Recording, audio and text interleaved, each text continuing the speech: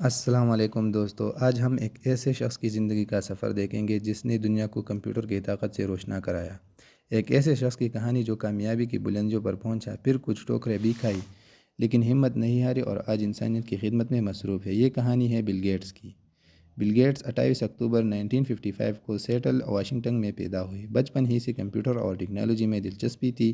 انہوں نے Harvard university میں داخلہ لیا لیکن کمپیوٹر کے جنون نے انہیں تعلیم ادھوری چھوڑنے پر مجبور کر دیا۔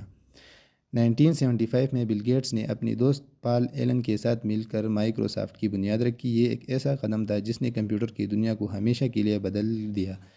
انہوں نے M S DOS operating system بنایا جو I B M P S کے لیے ایک اسٹینڈرڈ بن گیا، اور پھر آیا ونڈوز، ایک ایسا گرافیکل یوزر انٹرفیس جس نے کمپیوٹر کو عام لوگوں کے لیے استعمال کرنا آسان بنا دیا۔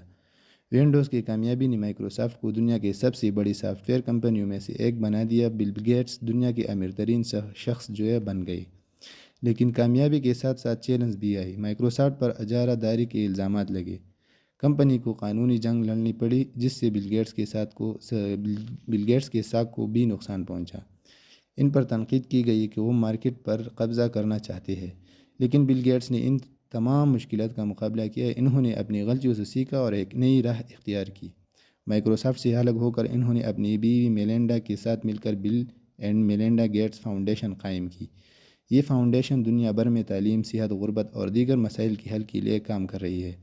بل گیٹس اب اپنی زندگی کا زیادہ تر حصہ انسانیت کی خدمت میں صرف کر رہے ہیں۔ انہوں نے پولیو کے خاتمے کے لیے بہت کام کیا ہے اور دنیا بھر میں غریب بچوں کی تعلیم کے لیے بھی کوشاں ہے۔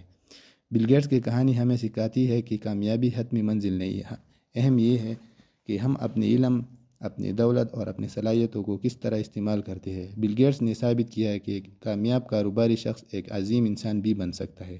ان کی زندگی ہمیں سکھا دیتی ہے کہ ہم اپنے خوابوں کو پورا کرنے کے لیے محنت کریں اور ساتھ ہی ساتھ دوسروں کی مدد کرنے کے لیے بھی تیار رہے۔